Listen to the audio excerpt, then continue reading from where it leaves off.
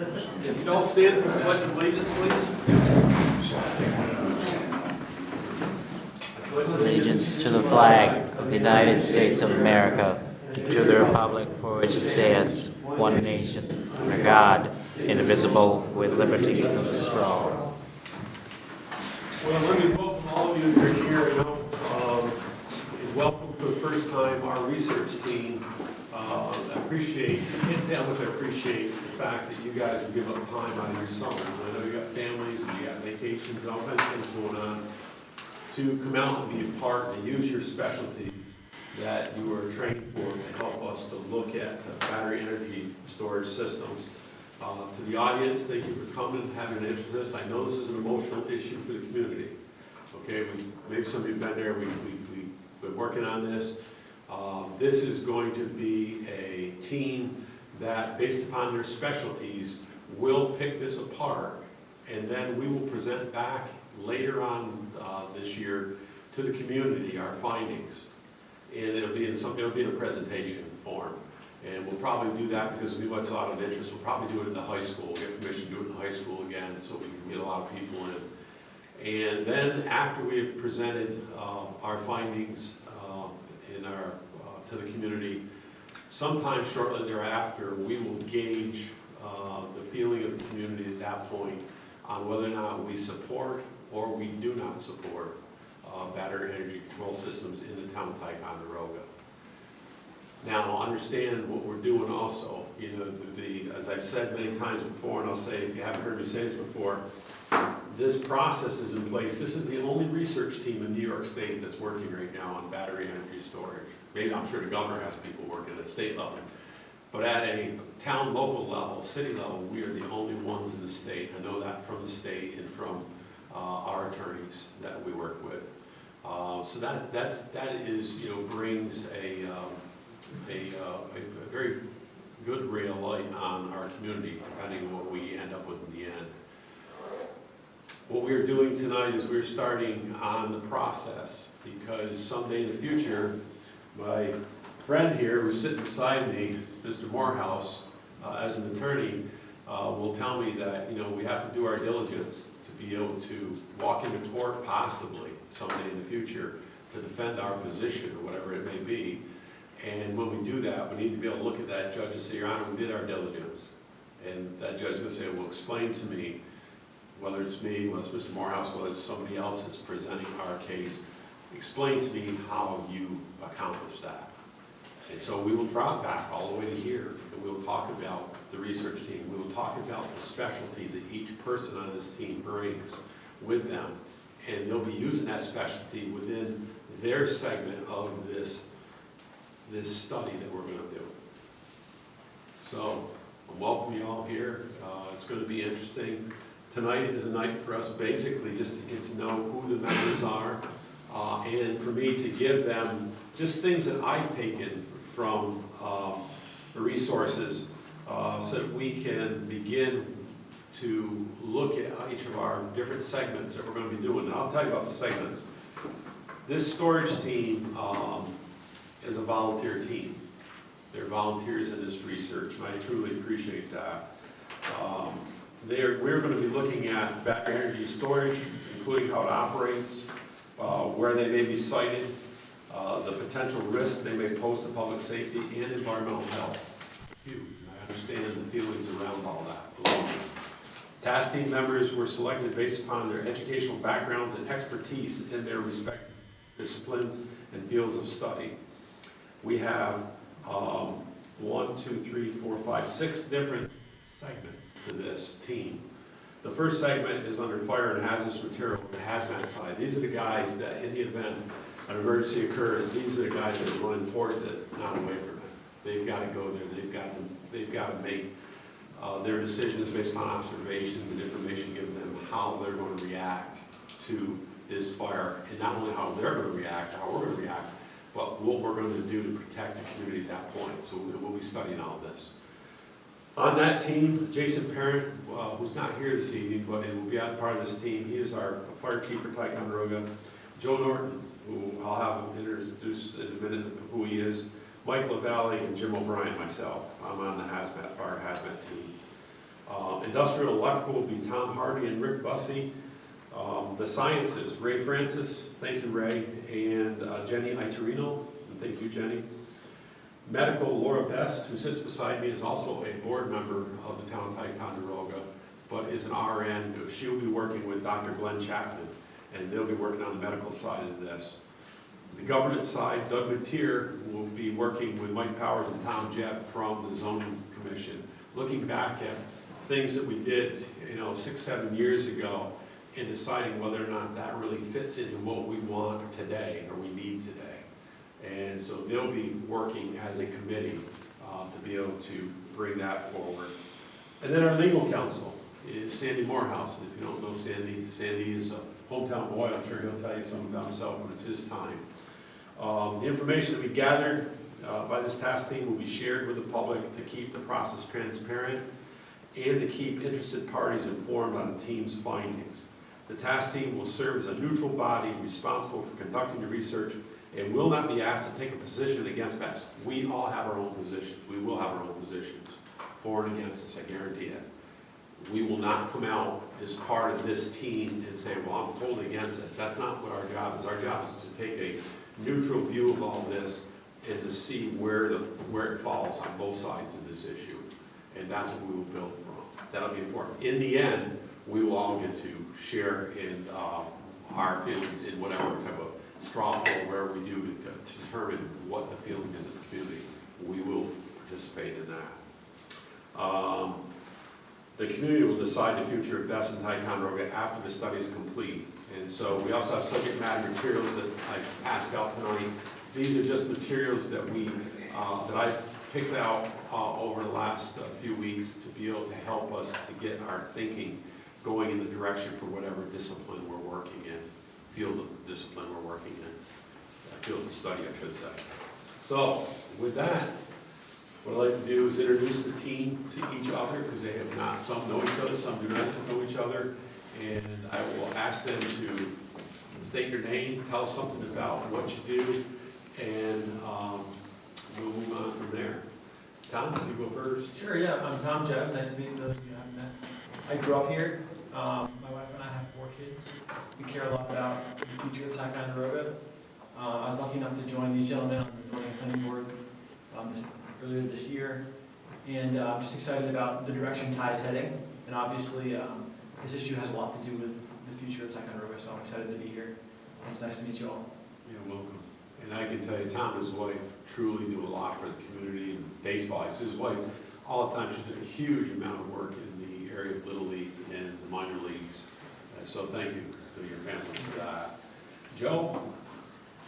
My name is Joe Norton. I am the Essex County Hazmat Coordinator.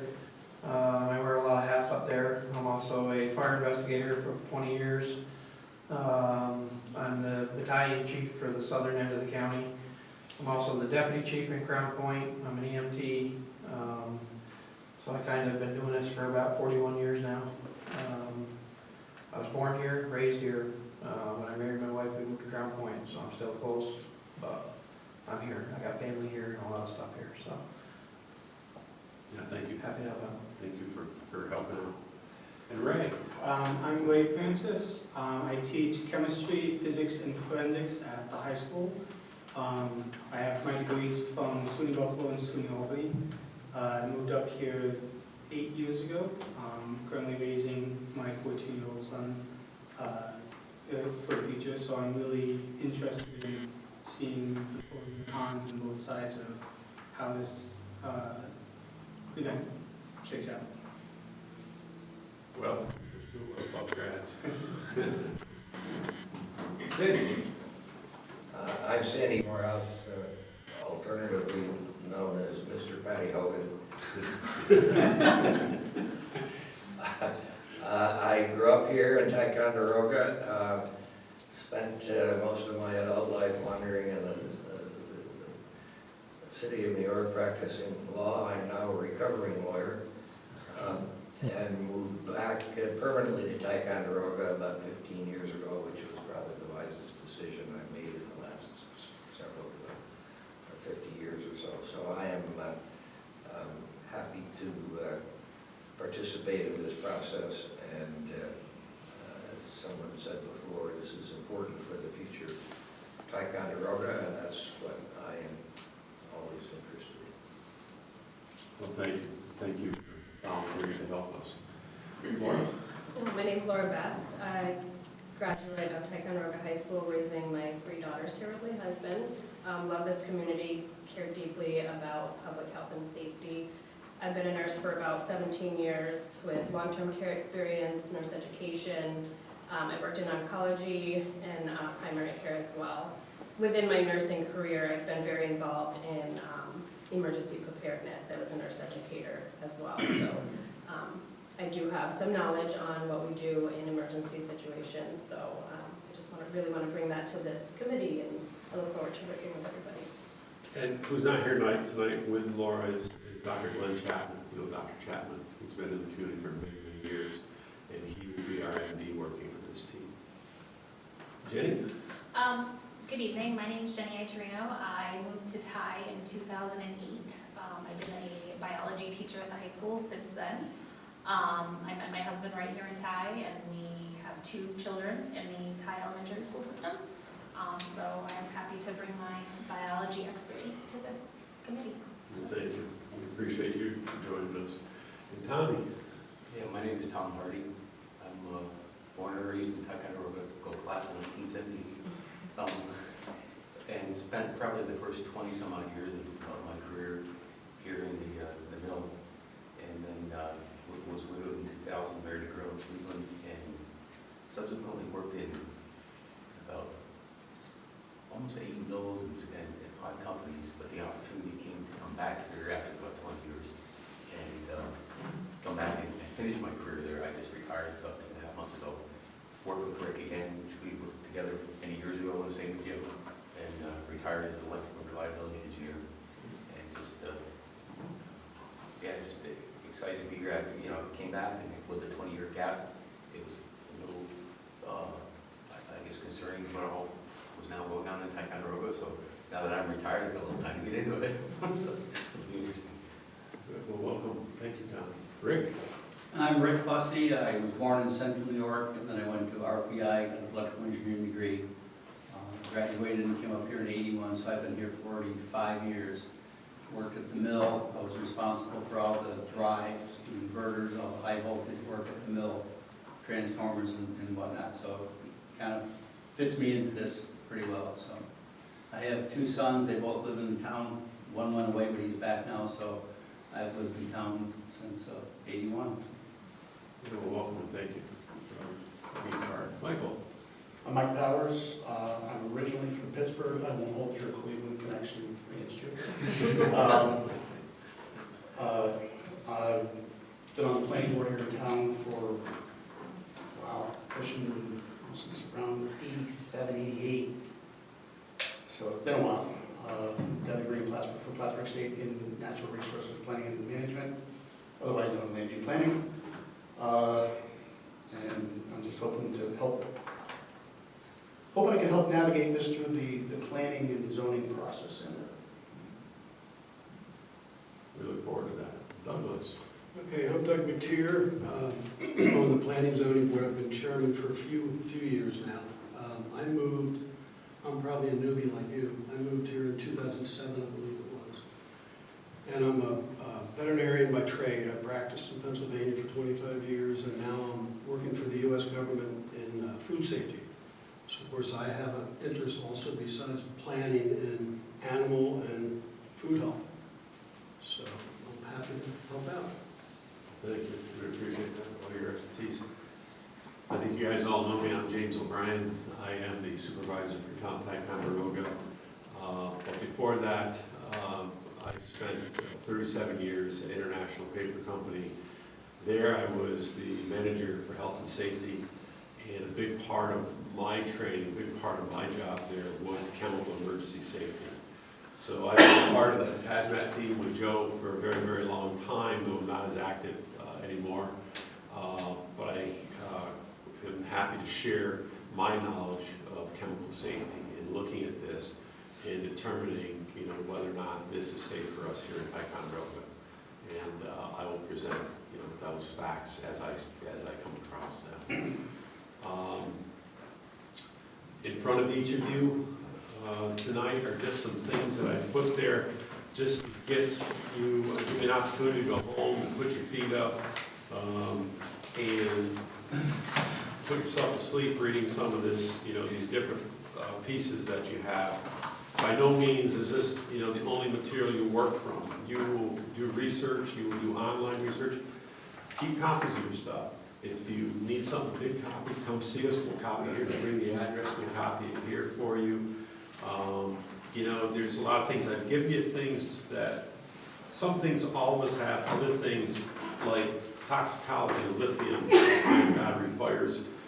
Laura has it for her, and Dr. Glenn, and I've got one or two of these for Joe and I, so we can work at it. But we'll be looking at a lot of these different segments that are in front of us.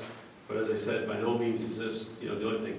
For you fellas that work on the zoning side of this, I know you'll be going back and looking at some of your laws, as they are laws, as they are there, and looking back in the history of when we went back and we started the process, I think back in 2019, when we started 18, whatever it was, and coming forward and seeing whether or not we still feel that that is where we need to be, or if there's something different than what we need to be.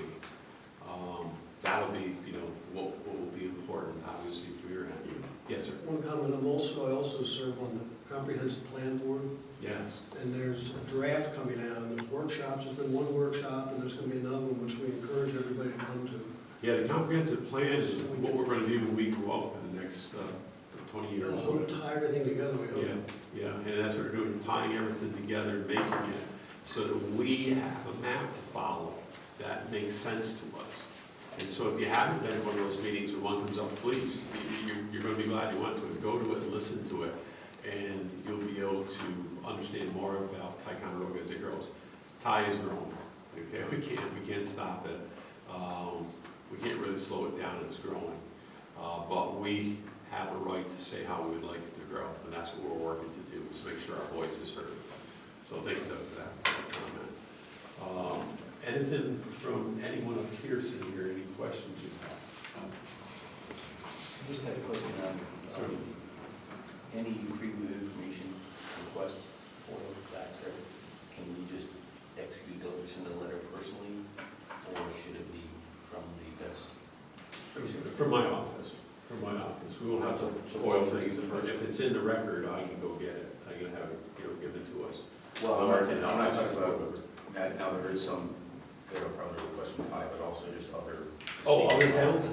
Oh, yeah. Other Yeah, towns. I think we ought to put maybe a formal letter together that, this is a research team asking for this.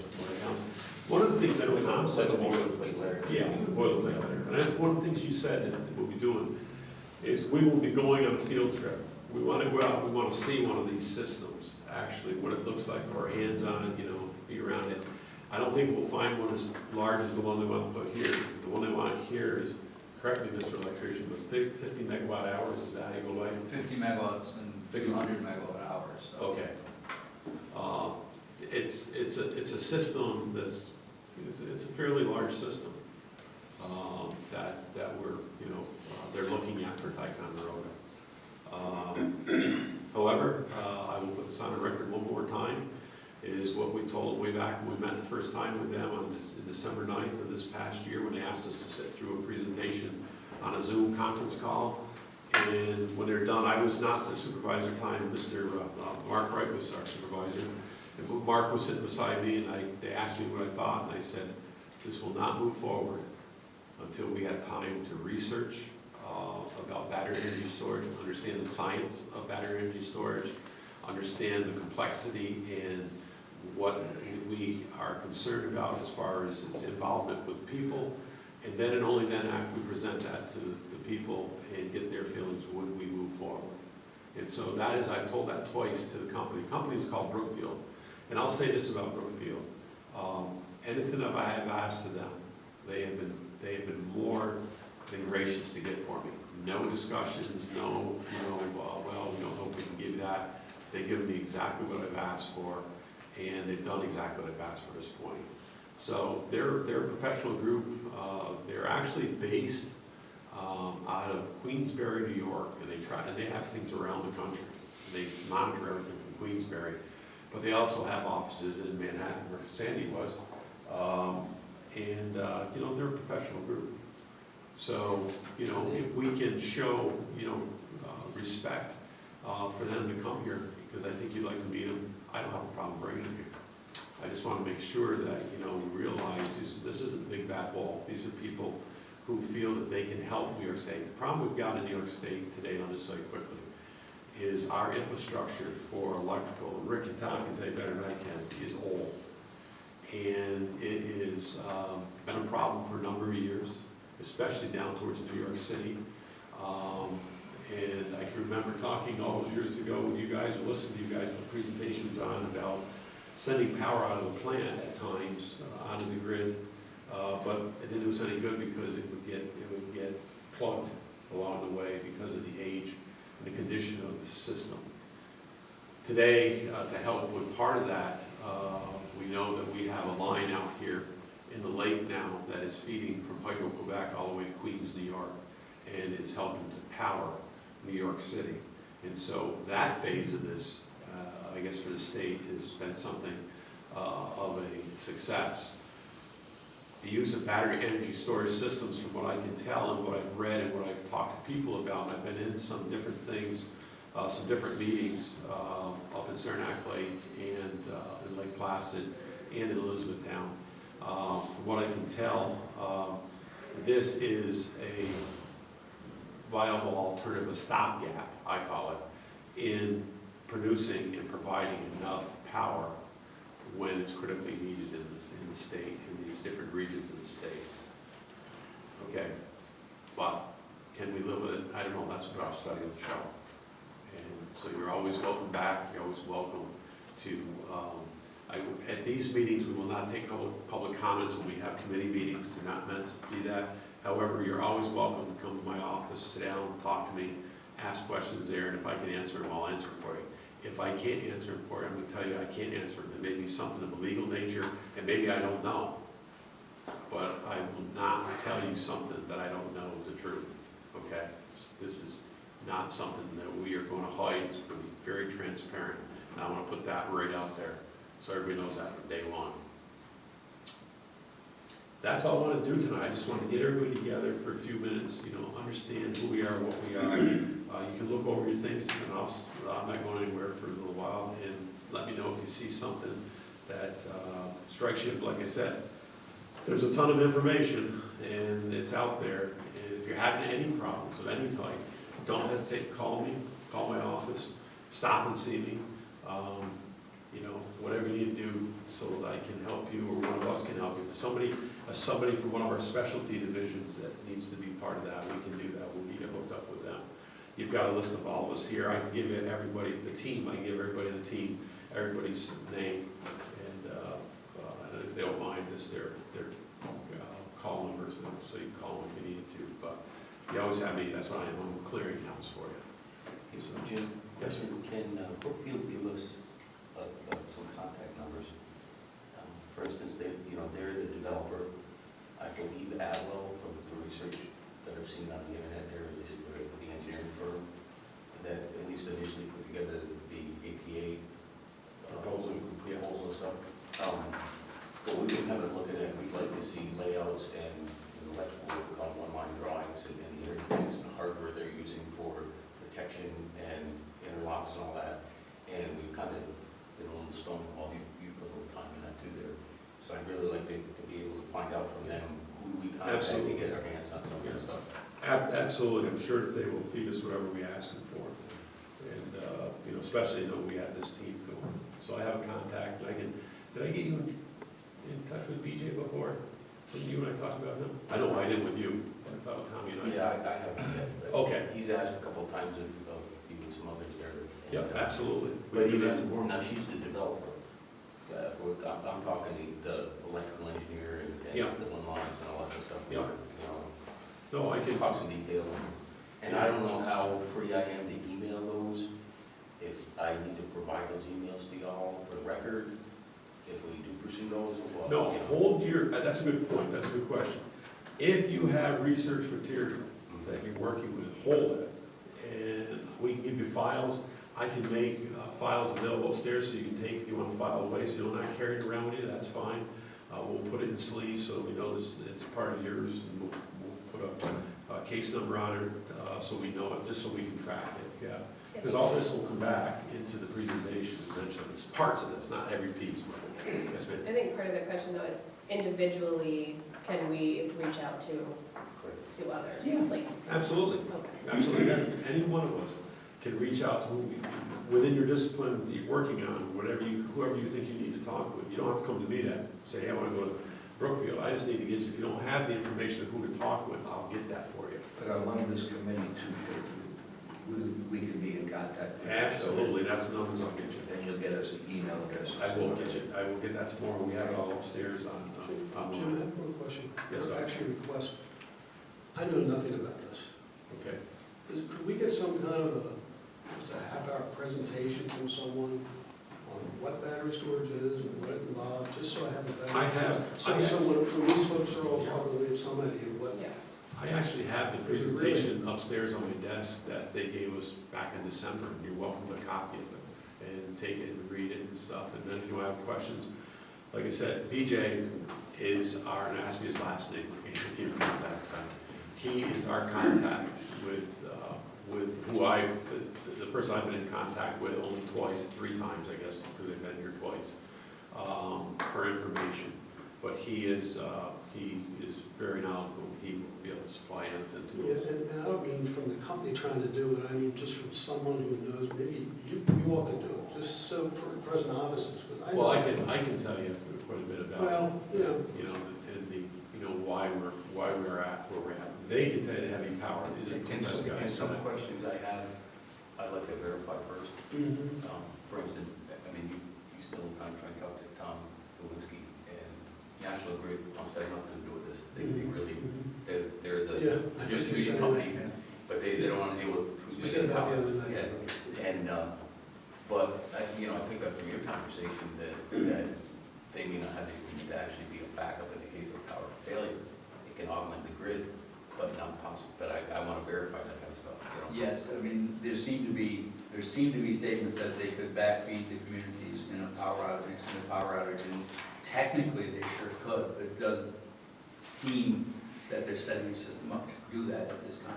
But we want to see. But that's why we gotta talk to this BJ guy and get some of the questions answered. Jim, how do will we have meetings where we can discuss among ourselves and garner information from each other and answer questions others might have?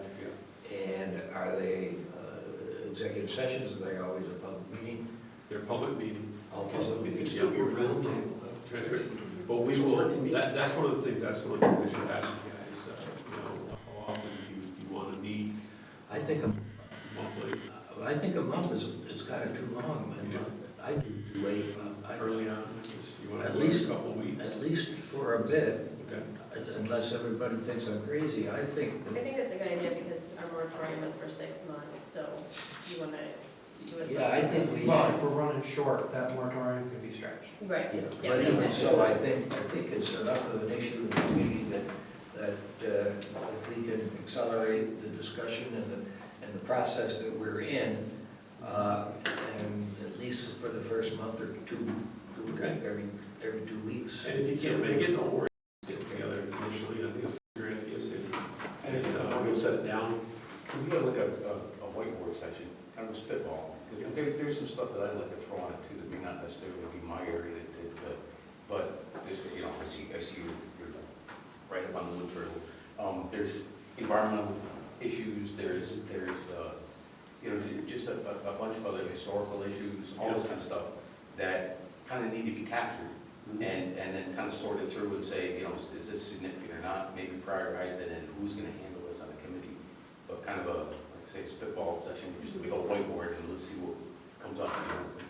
Start out with. That's fine, we can do that next meeting. We can do that, and then you'll have a chance to look at some of this. I'll be glad to put on a little presentation about what this is and why Like we're just doing basics, it. 101. Yeah, we can do that, I'll do that.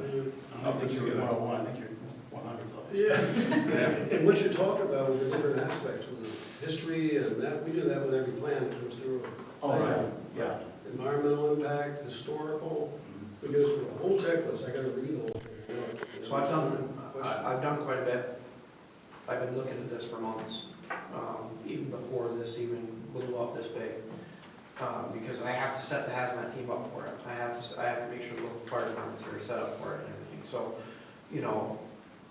I wanna make sure the resources are there for everybody. So I've looked at certain resources where wind direction is an issue, where the groundwater is an issue, where all of that stuff. I have a lot of that stuff. I have a file this thick already. I'll bring that next time, and that way we have it, and be more than happy to share the websites and stuff with you, and you can get on it. And, I mean, you can literally call these companies up. The one that I found that was great was in Europe, and they were the ones that were doing the plotting for wind directions and where chemicals would land if the wind was this speed going southwest at this. It was great, and I know where the site they're looking at, and haven't really sat down and kind of mapped it out yet, but that's on my plan. But there's tons and tons and tons of information out there.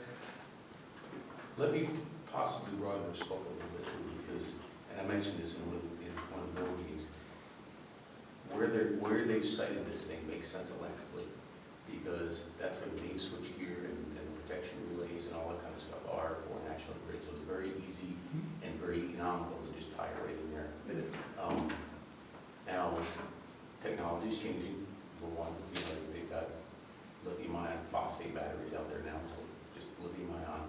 But also, I guess I'm looking at it as you may defeat this siting proposal because of the environmental issues, the leachate into the truck and the Lake Champlain, all these other issues, historical. But Orez does have the ability to just say, all right, well then, we're not going to cite it here, we're going to cite it there. And half of your arguments go away. So we've got to be cognizant of the fact that we're going to have to capture that kind of stuff also. And it's a little bit broader. I've gone into it with an open mind. I really am. I've looked at the alternative batteries that they've got, and they've started using those over in Europe. They haven't touched them here yet. But I have that information as well. So, I am going into it with an open mind. I'm not gonna lie to you, I'm going into this originally, it scared the hell out of me, and looking at what New York City goes through on a daily basis, on e-bikes alone, it's crazy. I mean, I met with, we have a yearly conference that we meet, all the hazmat guys, and the guys come up from FDNY, and we've talked to them, and last year alone, they had tens of thousands of e-bike fires. The stability on them just isn't great. If they're not vented, there's all sorts of stuff. But they've had to maneuver their whole thinking around everything, which is what I've tried to set forth going to. I mean, I've been doing this job 3 years, part-time. But I spend a lot of my time on my own researching this because it's been such a deal. And just to jump in there, it's important too, because there's another aspect of this, that if you look, there already have been towns, like the town of Essex up north of us, that are being sued by the developer, because they turned down projects. There's, Schoharie County is being sued. I've got a list of all these guys. Dunkirk actually was sued by the developer, and the judge allowed the project to go in, and now the adjacent landowners are suing this town of Dunkirk, so there's lawsuits all over the place. Oh, yeah. And so, we have to step carefully and make sure we're And I've doing talked this legally. And I've talked with the supervisor up in Essex. I work up there 2 days a week. But the short of it is this may get shoved down our throat. Yep. Oh. And so I also want to make sure that we as a group are looking at this thing gets shoved down our throat. And the state courts, which the town of Copacky has already challenged Horace's authority and lost in the Supreme Court and the appellate court. So we may get this stuff shoved down our throat, and we need to make sure that we're totally aware of how we do this. So And Horace, react to that stuff. from what, I haven't done the research on it yet, but from what I understand, Horace has only got power for solar. They can force the solar down your throat. Who's Horace, I'm sorry? State agency. Oh, it's the Office of Renewable Energy. But battery energy storage is not in their purview. Well, what I had read that As of right now, they can't shove that down your the throat. only thing they can do is if it's co-located with a solar farm. If it's not, but they're looking to get the authority to do. Correct. Yep, they're looking to get that. They're looking to. But And more towns it's that are not fighting because it, it's not. And they've played those games, they've combined smaller solar projects, Yeah. they've combined or even broke up for what they call renewable energy credits, because these guys not only get paid for the differential between selling you the power at peak and then recharging it at off-peak, they also get your taxpayer money as renewable energy credits that the state pays them by the megawatt hour just for having renewable energy, and that sometimes is more lucrative. And so they played all these little shuffle games where they combine or they split just to get the most advantageous. So that's not a done deal sometimes also. One thing I want to make very clear to everybody. There's all this talk about stopping this one project. We can't do that. Moratorium, if you put a moratorium in place like we have to stop a single project, that is a direct line to court, and we'll lose. You have to look at the whole community. So we're not here to shut down one project or to approve one project. We're here to look at the entire town. What's good, what's bad, where can it work, where can't it work? I want to make that very clear. We do not want to get in front of a judge on Article 78 and not have our homework done, because we will lose. That's the reason why I've tried to express in the past that we have to do our diligence. And you guys know that. I appreciate, I can look at your faces and tell you really do want to understand more about this. And I'm glad to see that. You're absolutely correct, Mike. And that's why Sandy sits here with us to help us with that, because he had said to me a couple weeks ago, this could end up in court. I said, I know it could. And not only state court, it could end up in federal court someday. You're drawing a conclusion that I'm not quite ready to make yet. Right. It's still to be determined. I want to watch these other cases that are going through the state courts. I want to see what wins, what loses, what is litigated. And then there's another whole level of litigation. That's the federal courts. And that trumps the state of New York. So the federal environmental laws are very strict. And if I'm not prepared to put up a white flag on the legal side. Oh, I'm not either. I'm just saying we've got to make sure we get it right. Yeah. Agreed. One of the things that I'm having produced right now, and I don't have it tonight, is a Bombardier's view of Ticonderoga from 10,000 feet up on a plot map that we can all, besides this table right here, we all consider and look at it. The reason for that is because in hazmat, we have to decide if the event was to happen, if something were to happen, where we had to make a response immediately, what would be the impact area? And what's inside that impact area? This is all stuff we'll be talking about. This will be all kinds of stuff that we build for, and Laura's going to build for, dealing with this, because we know, as we all know, there's a hospital there, there's elderly care facilities there, there's nursing homes in that area. So we will have plotted 1 mile circumference, 2 mile circumference, 3 mile circumference. And we do that because the Environmental Protection Agency will always ask that you look at a 3 mile wide view of a chemical emergency and how that's impacting away from the point of starting to where people or other sensitive areas are. And so we'll be looking at that real closely. That's being produced right now. And that will help us to be able to bird's eye view it and get an idea. So we've got a lot of things that we'll share, a lot of things, we will get into. You're not stuck in your silos. If you, like Sandy said, if you've got a question, you've got something you need to ask, or a question you have, by all means, get hold of each other, get the answer if you can. Again, get with one of us that can help you, or call me out, so I'll help you with it. Any other questions? Yeah, Jim, Yes, sir.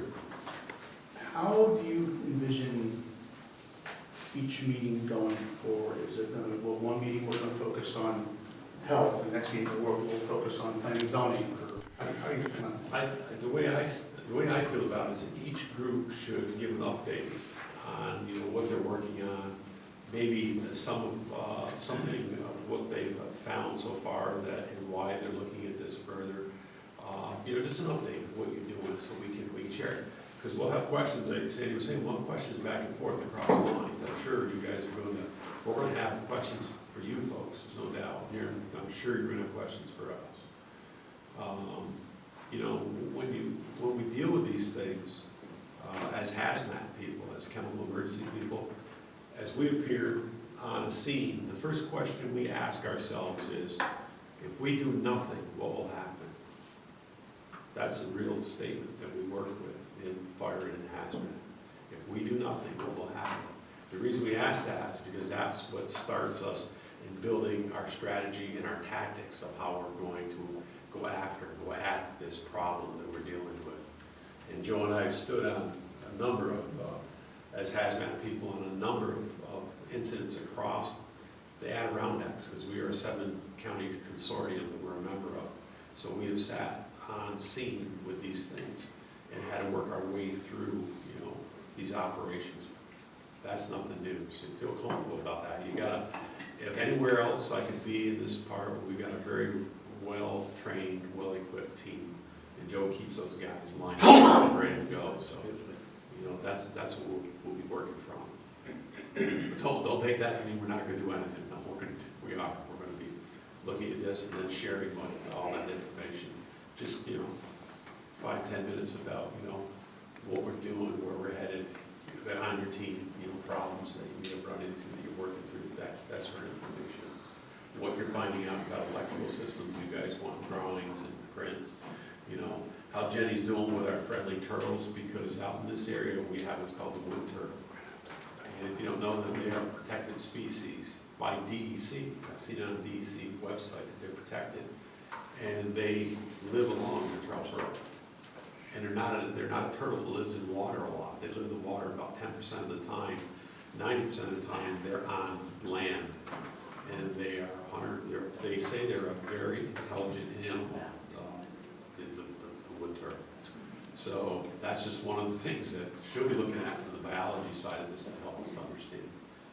And we'll work from there. We're going to use Ray's chemistry, because Ray in hazmat, as an incident commander, the first thing I want standing beside me is my chemist. I want to know what these reactions are going to be when he hits B, what's going to C, what's CB. And that's why you tie a chemist to the incident commander, whoever that person may be at the time. That's very, very important. So your job's going to be a little bit more exciting here. So, anything else? I have one thing. I've been very excited about the comprehensive plan update, because I see it as an opportunity to rectify some misadventures we've taken ourselves on as a town with regard to energy development. And I'm wondering if, I see the work we're about to do as very valuable, especially to the future of Tide, obviously. I wonder if it makes sense to delay the finalization of the comprehensive plan until we can present our findings as a group to the town, because I think we're going to uncover some valuable information. That is true, but the way planning and zoning works in New York State, it has to be drawn from the comprehensive plan. So you have to have a comp plan in place first, and then go from there. But we have one today. We have one today, but it doesn't mention any of this stuff, because when it was drawn up. The new one, there's a draft, you'll get the draft this week to review. There's a warrant holding off on finalizing the new one until we've done our research. I guess that's my I question. don't know if we can do that, but And to your point, you know, when the zoning was changed to allow solar, and this is a little research, I've gone way back 5 years now. I kind of wonder, you know, at that time, I think there was a focus on residential solar and tier one stuff, and allowing people to be able to put that stuff on their roof in their lot. I don't think there was a lot of differentiation between tier one, tier two, and tier three, commercial and industrial type of stuff, and it kind of opened that door to this. Now, my understanding, and I need to verify this, this is another thing we need to verify, is right now, it's pretty much hung as much solar in Ticonderoga as you can on the grid. You kind of reach the capacity of the grid to be able to. because of the zoning. No, because of. No, electrically. Electric. Oh, Yeah, yeah, the zoning was too. However, the minute you put a battery bank in, now you open that door again, because now you've got a place to put that power. So right now, you're kind of artificially limited as to your solar panels, whether you let them or not. But by putting in this big Bess unit there, you now open the door again to more solar, because you got that capacity. So the comprehensive plan is going to be important. I'll talk to you, that's being talked about in the comprehensive plan reviews, and that's on a time schedule. But that has been looked at. Comprehensive review is the next meeting this month, The comprehensive plan, your comprehensive plan. we have we just had a Zoom call. And I have to look, we're having another open meeting that I believe they're trying to work out the KFC to have the next open house. And that's where anybody can come in, there'll be a small presentation like I think last time the person did that. And then we were there's boards set up and anybody who wants to can come in and ask questions about it and see what it is. It's really open for everybody to It's see. well put together. It's They well put want together. people there. At the school, we had all that room and not a lot of people showed up, but it was well advertised. Yeah. So that's kind of frustrating because everybody has input, but a lot of people don't show up. Really have a chance to voice their opinion. Well, we'll try to push it along, see if we can get some more interest for you. And it melts. Once, twice, 3 times. Looking at it from our aspect, from the zoning, it just kind of crossed my mind. So, well, we can talk, the three of us, but maybe reaching out to some other towns, boards that are, is that okay? Absolutely. If we do that? Absolutely. It's part of our Maybe research. just phone calls, or is it just maybe pitfalls they ran into and everything? Yeah, I think actually, you know, you have some things here, and I won't go through all of them, but one of these in here is what we talked about a few minutes ago, and that's the types of different batteries that are out there today, and what, and a little bit about them. But in here is a document from Stu Baker. If you know Stu Baker, he is a Ticonderoga resident. He is also a community planner for the town of Queensbury in New York. And Stu sent along, I thought it was very nice of him, he sent along some of the information that they're working with. This is Queensbury working on Bess also, but not as a research team, as their development team, which they work on stuff every day like this. But Stu was nice enough to send us information they had. He put a nice letter on the front of it to us, and each of the members have this. And so I thought that was very nice of them to share what their community is doing. But they, remember, this is where Brookfield is located, it's in Queensbury too, and that's where they're headquartered, so. But he sent that to us, because he realizes, how important this is. So I guess my question to Sandy was, if we don't have an actual meeting with them, we could call and just ask them questions, is that okay? Absolutely. I was asking, because I mean, with our attorney or zoning, we ask a lot of these questions. Sometimes it's okay, sometimes it's not. Yeah, as far as I see no reason why not to. I'm gonna reach out to the lawyers who are litigating the current cases as well, and find out what they know and what they expect and how their strategies are being played out. Nothing that really sticks in my craw is people trying to stick something down my throat, and I have a negative reaction to that pretty instinctively.